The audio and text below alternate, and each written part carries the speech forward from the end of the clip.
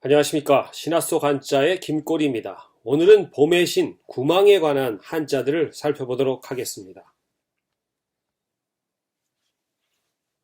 지금 보시는 그림은 보티첼리가 그린 비너스의 탄생입니다. 이때 비너스가 탄 조가비를 입으로 불어서 사이프러스, 지금의 키프로스 섬으로 인도하는 신이 바로 이 서풍의 신이자 그리스에서 봄의 신인 제피로스입니다. 서양에서의 이런 제피로스는 서풍의 신이며 봄의 신이며 꽃의 여신인 클로리스를 지금 안고 있죠. 이런 것처럼 바람둥이 신입니다. 하지만 동양의 봄의 신은 서풍이 아니고 동풍의 신이며 생명을 관장하는 신입니다. 그리고 그 신의 이름이 구망입니다. 그리고 그 모습은 인면조의 형태를 띠고 있습니다. 우리가 고구려 벽화나 이런 곳에 보면 이런 인면조가 있는데 그 인면조는 구망을 그린 것으로 추정을 하고 있습니다. 우리가 평창올림픽 때 인면조의 모습이 등장해서 세계적으로 화제가 된 적이 있죠. 바로 이 인면조가 바로 구망입니다. 그리스와 이집트와 지금 보시는 이집트의 인면조, 그리스에도 우리 사이렌 같이 잘 알려진 인면조가 있습니다만 동양의 인면조는 봄의 신 구망입니다. 구망에 관한 신화들을 보면 어쨌든 생명을 관장하고 있다는 것을 알 수가 있습니다. 봄의 신 구망은 구부러진 거친 풀이라는 뜻을 가지고 있습니다. 이 구자는 굽을 구자 내지는 긁기라는 두 가지 뜻이 있습니다.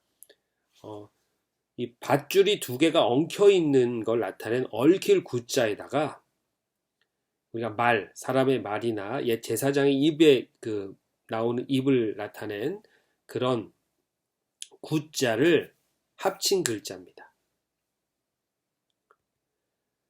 보통 어떤 구절, 말의 어떤 구절, 이럴 때 그 구자를 얘기하는 겁니다. 글귀나 말의 구절을 뜻하는 두 가지 뜻이 있습니다. 참고로 우리 감쌀포와는 원래 다른 글자입니다. 감쌀포는 원래 태아, 뱃속에 태아를 품고 있는 그 모습을 나타내는 게 우리 아기집이 태아를 품고 있는 그것을 나타낸 게 거기서 그 글자에서 온 게 이 감쌀포고 사실 이 구망의 구자하고는 포자하고는 상관이 없는 글자지만 모양이 비슷해졌습니다. 지금에 와서는. 하지만 원래는 다른 글자였다라고 이제 알아두시면 되겠습니다.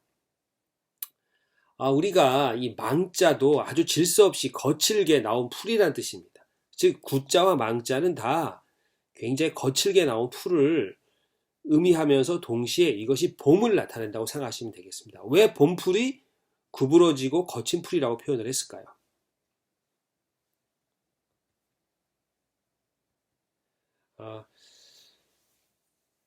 그 이유는 겨울을 이기고 온 최초의 그 얻어있는 땅을 이기고 나오면서 자연스럽게 평범하지 않은 풀인 거죠. 그걸 나타내기 위해서 구망이라는 표현을 썼는데 이 구망은 이 봄춘자의 어원이 되는 이 봄춘자보다 먼저 봄이라는 뜻으로 쓰였던 것이 이 봄춘자는 이 바로 옆에 우리가 보통 햇볕조라고 하는 그 조자 옆에 있는 이 모습은 바로 싹이 나오는 모습을 나타낸 것이고 이것은 봄둔자, 우리가 주둔하다, 군대가 주둔할 때 그 둔자가 사실은 봄춘의 원형 글자입니다. 이 봄둔자에서 나온 것이 봄춘입니다.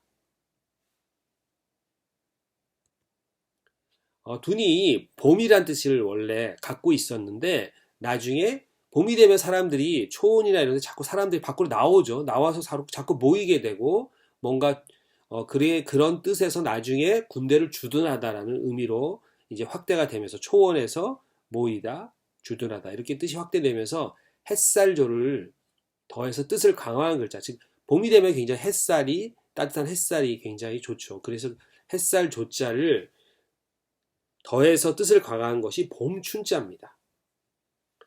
해와 위와 아래로 뿜어나오는 햇살을 나타내는 것이 햇살 조자입니다.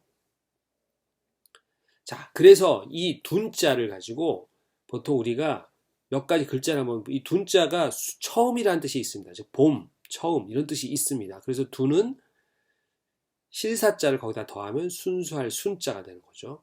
즉 처음 상태의 실, 아무런 이 상태에서 우리가 나중에 옷도 만들어지고 또 이 상태에서 나중에 염색을 할 수도 있고, 그래서 처음에 나온 그 순수한 그 상태의 실을 가지고 순수하다는 뜻을 나타낸 겁니다. 우리가 처음 금속의 어떤 쇠의 성질의 처음의 성질이 무디죠.